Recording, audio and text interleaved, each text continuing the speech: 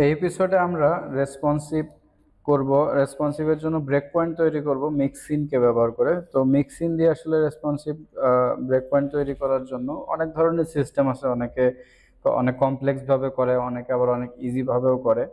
তো স্যাসের mapping system use করেও করা যায়, যেটা একটু কমপ্লেক্স টাইপের হয়, একটু অ্যাডভান্স টাইপের হয়, এবং ইজি সিস্টেমেও আসলে করা যায়। তো আমরা আসলে দেখব একটা ইজি সিস্টেমটা দেখব, কারণ আমরা আসলে মাত্র স্যাস শেখা শুরু করছি। তো যখন আমরা কাজ করতে করতে একটা সময় স্যাসের সবগুলা ফাংশন আমরা প্রপারলি আয়ত্ত করে ফেলবো, তখন আমরা আসলে নিজেরাই অ্যাডভান্স টপিকসগুলা কিভাবে কভার করা যায়, মানে অ্যাডভান্স মিক্সিনের অ্যাডভান্স যে ব্যবহারগুলো আছে সেগুলো কিভাবে করা যায় ইজিলি ওটা দেখতে পারবো, যদি আমরা বুটস্ট্র্যাপের স্যাসের ফাইলগুলো ডাউনলোড করে দেখি, বা বিভিন্ন স্যাস প্রজেক্টস যেগুলো আছে স্যাস দিয়ে করা সেগুলো প্রজেক্টস যদি কখনো আমরা ডাউনলোড করে ওদের ফাইলের স্ট্রাকচারগুলো দেখে বোঝার চেষ্টা করি যে আসলে কিভাবে তারা কাজ করছে। কারণ এক একজন ডেভেলপারের কাজের প্যাটার্ন কিন্তু এক এক রকম হয়, বা এক একটা প্রতিষ্ঠানের কাজের প্যাটার্ন এক এক রকম হয়। তো আপনি যে কোনো একটা প্রতিষ্ঠানের কোনো টেমপ্লেট যদি দেখেন,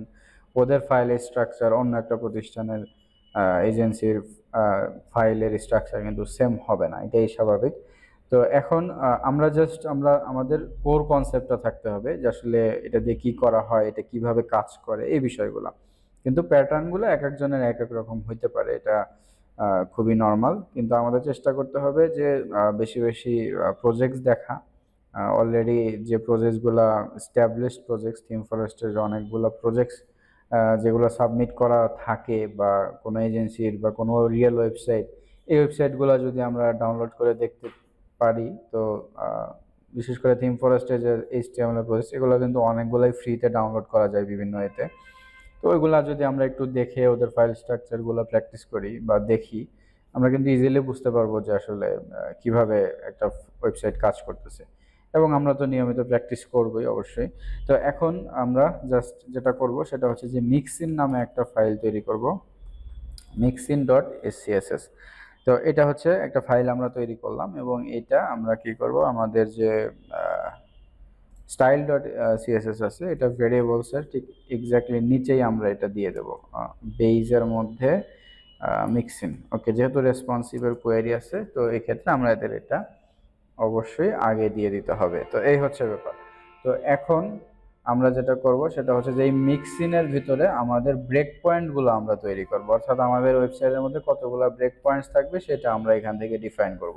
তো ফার্স্ট অফ অল আমরা একদম যে সর্বোচ্চ স্ক্রিন থেকে শুরু করে নিয়ে আসলে ছোটোর দিকে, আর ছোটোর দিকে 375 বা 360 পিক্সেল পর্যন্ত কিন্তু আমরা রেসপন্সিভ করে আসছি। তো আমরা যে প্রসেসগুলো করছি অলরেডি, ওগুলাতে আমরা রেসপন্সিভ করছি কিন্তু 3000 স্ক্রিন থেকে শুরু করে নিয়ে এইভাবে। তো দেখেন একদম বেসিক যদি একটা ফরম্যাট দাঁড় করানো যায়, তো সেক্ষেত্রে আমরা যেটা করতে পারি সেটা হচ্ছে যে আমাদের ওয়েবসাইটের ডিজাইনটা হয় হলো 2500, 2400 বা 3000 স্ক্রিনে আমাদের স্ক্রিন রেখে তারপরে কিন্তু আমরা ডিজাইন করছি। তো এরপরে ওইখান থেকে ছোট করতে করতে আমাদের যতগুলা ব্রেক পয়েন্ট লাগে আমরা কিন্তু প্রয়োজন অনুসারে ব্যবহার করছি। তো ওই জায়গা থেকে আমরা যেটা করব সেটা হচ্ছে যে কয়েকটা সিম্পল ব্রেক পয়েন্ট আমরা তৈরি করব। সাপোজ আমরা প্রথমে 2500 থেকে একটা ব্রেক পয়েন্ট তৈরি করতে পারি, তারপর 1920, এরপরে 1600, 1800, বা 1400, 1200, এরকম। তবে বুটস্ট্র্যাপের যে কনসেপ্টগুলো আছে, বুটস্ট্র্যাপের যে ব্রেক পয়েন্টগুলো আছে, এগুলো অবশ্যই আমাদেরকে ফলো করা উচিত, কারণ এগুলো স্ট্যান্ডার্ড ব্রেক পয়েন্ট। যেরকম 575 বা 576, তারপরে 768, তারপরে আছে হচ্ছে 992, তারপরে আছে হচ্ছে আমাদের 1200, তারপরে আছে হচ্ছে 1400। 1400 পর্যন্তই আছে বুটস্ট্র্যাপের। তো 1400-র উপরে যেগুলো আছে সেগুলো যদি আমরা বানাইতে চাই, তো সেক্ষেত্রে আমাদের 1400-র উপরে ওই প্যাটার্নে আমাদের বানাইতে হবে। তো ফার্স্ট অফ অল আমরা যেটা করব সেটা হচ্ছে যে একটা মিক্সিন তৈরি করব ফাংশন।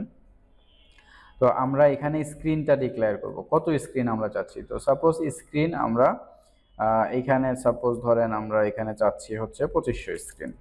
তো এইখানে যেটা হবে সেটা হচ্ছে যে 2500 স্ক্রিন নামে একটা মিক্সিন আমাদের এখানে তৈরি হয়ে গেল। এখন এটার কাজটা কি, এটার কত থেকে কত স্ক্রিন আমরা ডিক্লেয়ার করব। তো এইখানে আমরা ডিক্লেয়ার করব হচ্ছে মিডিয়া কোয়ারি দিয়ে। সাপোজ ওকে মিডিয়া, এইখানে আমরা দিব হচ্ছে ম্যাক্স উইথ হবে মনে করেন 2500 পিক্সেল। ওকে, এই ম্যাক্স উইথ যদি আমরা 2500 পিক্সেল ইউজ করি এবং এই জায়গাটাতে একটা গ্লোবাল ভেরিয়েবল বা গ্লোবাল আমাদের যে ফাংশন আছে, মানে এটা আমাদের কল করতে হবে। তো @content এটা একটা গ্লোবাল ভেরিয়েবল। তো এর ভিতরে আসলে কি আছে, এটা আসলে এক্সাক্ট ভেরিয়েবলসও না। তো এর ভিতরে আসলে কি, এর ভিতরে আপনার হচ্ছে আপনি যা লিখবেন আসলে বেসিক্যালি এই মিক্সিনের ভিতরে, তো সেগুলাই আসলে সে কন্টেন্ট হিসাবে ধরতেছে, মানে বেসিক একটা ফাংশন বলা যেতে পারে এরকম।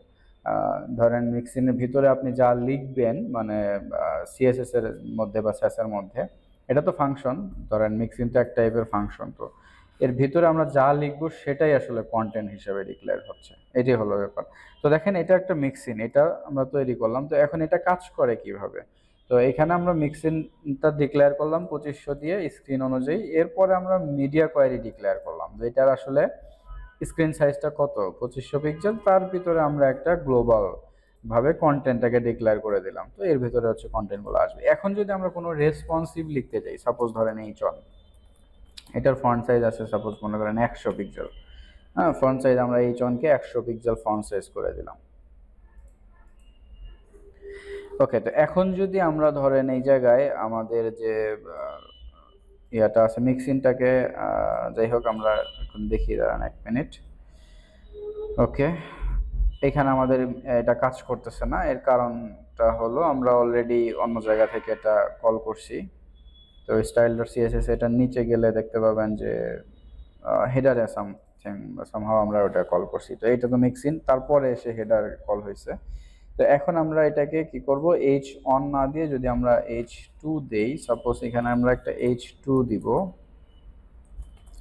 সো হ্যালো, এইখানে আমরা যেটা করব সেটা হচ্ছে যে এখানে h2 মনে করেন যে ফন্ট সাইজ দিলাম 100 পিক্সেল।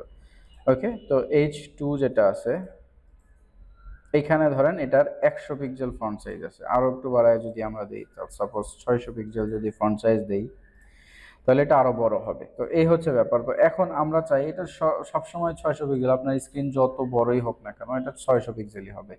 এখন আমরা যদি চাই যে এটা আসলে এই মিক্সিনে এসে অর্থাৎ 2500 স্ক্রিনে এসে কি হবে, বা 2500 নিচে, ম্যাক্সউইথ মানে তো সর্বোচ্চ 2500 নিচে আসলে কি হবে, এটা ফন্ট সাইজ চেঞ্জ হয়ে যাবে। তাহলে কিভাবে করব, আমরা দিয়ে ইনক্লুড দিতে হবে, মিক্সিনের নামটা লিখবেন যে এই মিক্সিনটা আপনি কল করতে চাচ্ছেন। তো এখানে আসলে যেহেতু কোনো প্যারামিটার নাই, সরাসরি আমরা ডিক্লেয়ার করছি, সেহেতু এখানে কোনো প্যারামিটার ফাংশনও দেওয়ার দরকার নাই। এই জায়গায় এসে আমরা কি করব, আমরা তো ডিক্লেয়ার করছি অলরেডি যে স্টোর মধ্যে আমরা লিখতেছি। তো সেক্ষেত্রে ফন্ট সাইজ আমরা সাপোজ 600 থেকে 200 পিক্সেল করে দেব। অর্থাৎ যখন 2500 স্ক্রিনে চলে আসবে বা তার নিচে আসবে তখন ফন্ট সাইজ 200 পিক্সেল হয়ে যাবে। ঠিক এইভাবে দেখেন। এখন যদি আমরা আমাদের স্ক্রিনটা দেখি,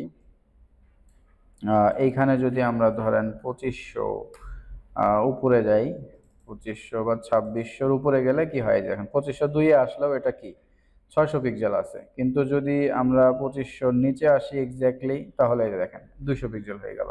তো এইভাবে হচ্ছে রেসপন্সিভটা কাজ করে। এখানে আমরা কালারও চেঞ্জ করে ফেলতে পারি, কালার ধরেন অরেঞ্জ।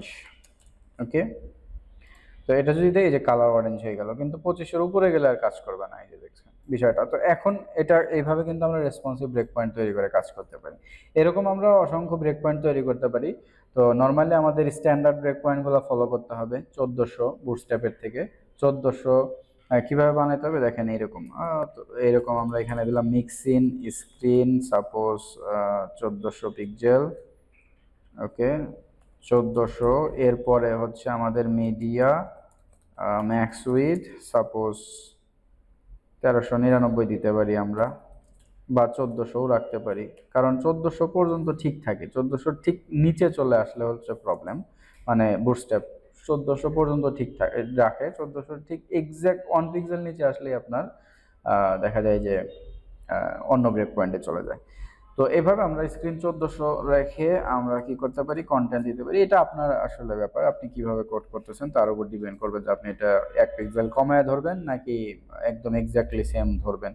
তো এখন দেখেন, আর এই মিক্সিন লেখার সময় অবশ্যই খেয়াল রাখতে হবে, সেটা হচ্ছে যে যত ছোট স্ক্রিন লিখবেন তত ওই ছোট স্ক্রিনটা নিচের দিকে থাকবে। এখন ব্যাপারটা হচ্ছে যে এখন ধরেন আমরা যদি এইখানে লিখি ইনক্লুড স্ক্রিন 1400, তাহলে কি হলো বিষয়টা, স্ক্রিন 1400টা আগে লোড হইলো, তারপরে 2500টা লোড হলো। এটা কিন্তু স্ট্যান্ডার্ড কোনো ওয়ে হইলো না, যেহেতু আমাদের ব্রেক পয়েন্টগুলো ম্যাক্স উইথ থেকে শুরু হয়েছে, মানে বড় স্ক্রিন থেকে শুরু হয়েছে। আমাদের ছোট ব্রেক পয়েন্টগুলো সবার নিচে থাকা উচিত, তাহলে আমাদের কোনো কনফ্লিক্ট করবে না কোডের মধ্যে। অনেক সময় দেখবেন আপনি যদি উপরে দেন, তাহলে আপনার অনেক সময় দেখবেন যে বিভিন্ন ব্রেক পয়েন্টে যে কোড কাজ করতেছে না। তো এখন ব্যাপারটা হচ্ছে যে স্ক্রিন 1400-তে এসে যদি আমরা ফন্ট সাইজ আরো কমায় দিতে চাই 100 পিক্সেল, এবং কালারটা যদি আমরা গ্রিন করে দিতে চাই, সেই ক্ষেত্রেও কিন্তু হয়ে যাবে। দেখেন, তো এটা তো 2500-র উপরে 600, নিচে আসলে 200, 1400-র নিচে যদি যাই, এই যে গ্রিন হয়ে গেছে এবং ফন্ট সাইজও কমে গেছে। তো এই হচ্ছে ব্যাপার। এইভাবে কিন্তু আমরা মিক্সিনকে ব্যবহার করে আমাদের প্রয়োজন অনুযায়ী রেসপন্সিভ ব্রেক পয়েন্ট তৈরি করে ফেলতে পারি।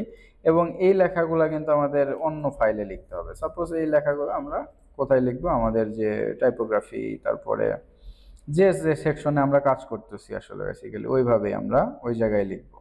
তো এই হচ্ছে ব্যাপার। তো এই হচ্ছে স্যাস রিলেটেড যত ইনফরমেশন আমাদের আসলে দরকার একটা প্রজেক্ট করার জন্য, আমরা অলরেডি সব কিছু এখানে শিখে ফেললাম।